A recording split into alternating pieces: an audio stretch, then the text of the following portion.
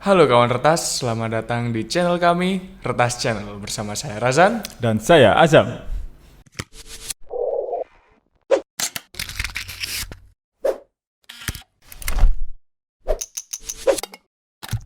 Ya, di channel ini kami akan membagikan informasi seputar cybersecurity dalam bentuk berita, dalam bentuk tips and trick, dalam bentuk berita, dalam bentuk tips and trick, dalam bentuk berita. Ya, di channel ini kami akan membagikan informasi seputar cybersecurity dalam bentuk berita maupun tips and trick. Lalu ada apa lagi Mas Ya, Arkan? selain itu Zam, kita juga akan berdiskusi dengan berbagai pakar ya tentunya yang ahli di bidangnya. Dan juga kita akan membuat Q&A kepada kawan Retas kalian. Sehingga buat kawan Retas yang ingin bertanya tentang kita atau tentang cybersecurity bisa bertanya di situ. Bro, ini kan masih episode pertama kita.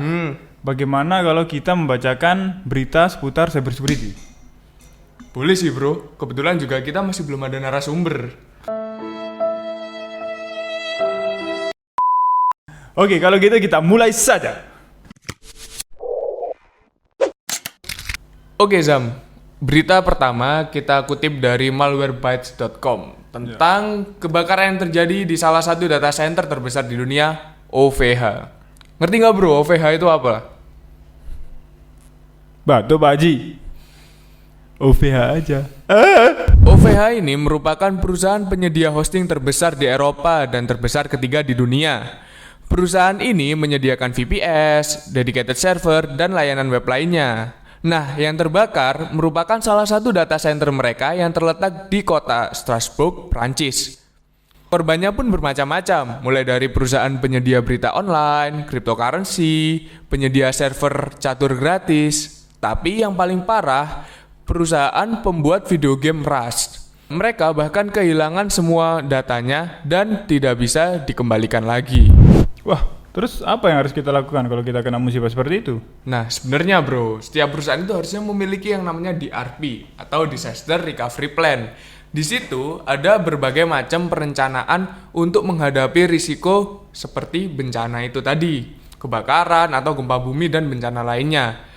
Nah, di situ juga kita harus membuat skema bagaimana untuk menciptakan waktu tercepat untuk mengembalikan sistem beroperasi seperti semula. Selain itu juga backup plan itu juga harus dipersiapkan sih di situ. Karena kalau kayak Rust tadi dia udah terlalu percaya dengan OVH, ternyata kena kebakaran, hilang semua datanya. Kasihan juga sih kalau kayak gitu. Berita kedua. Berita kedua kita kutip dari Dark Treasure. Terjadi kebocoran data yang dialami oleh Exim Bank Indonesia. Sebanyak 20 GB data berisikan informasi personal klien, detail agreement, serta aktivitas perusahaan. Kebocoran data ini disebabkan oleh ransomware DarkSide. Selain Exim Bank, ada juga bank lain yang menjadi korban ransomware, yaitu Banco BCR Costa Rica, Stewart Bank Zimbabwe, Navjivan Bank India, American Bank, Comdev Bank, dan Union Bank Nigeria. Banyak juga ya yang jadi korban ransomware itu bro. Tapi sebenarnya cara kerjanya itu kayak gimana sih? Nah, cara kerja ransomware sendiri, itu setelah dia aktif, data dari komputer korban akan dicuri dengan cara diupload ke server milik ransomware. Terus? Lalu, data pemilik korban akan dienkripsi sehingga tidak dapat diakses. Wah, kayak gitu ya. Nah, biasanya pemilik ransomware itu minta tebusan nih ke korbannya. Itu jamin gak sih datanya balik, bro?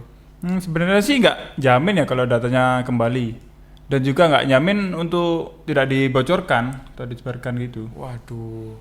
Makanya biasanya habis ada korban ransomware, ada kebocoran data berikutnya. Nah, itu. Kasihan juga ya mereka ya. Berita ketiga. Ya, berita ketiga kita kutip dari The Hacker News mengenai ditemukannya kecacatan dalam 2 plugin WordPress.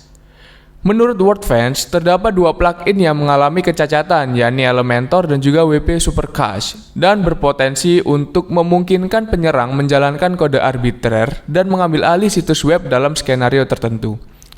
Nilai CVSS dari kecacatan tersebut ialah 6,4. Tidak terlalu tinggi sih, tapi tetap berisiko.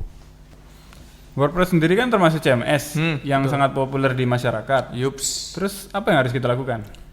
Nah, sebenarnya yang harus kita lakukan sih simple ya, dengan cara kita melakukan update terhadap plugin yang versi terbaru, sehingga kita bisa mendapatkan perbaikan-perbaikan dan tidak terjadi berbagai hal yang tidak kita inginkan. Seperti itu sih sederhananya. Sederhana sekali sih ya hitungannya. Iya, sederhana sekali. Ya, apalagi WordPress sendiri ini kan penggunanya banyak sekali ya. Ya, benar. Ya, mungkin untuk kawan retas kalian juga segera melakukan update, diganti versinya jadi versi yang terbaru agar tidak menjadi korban selanjutnya. Seperti itu. Berita keempat.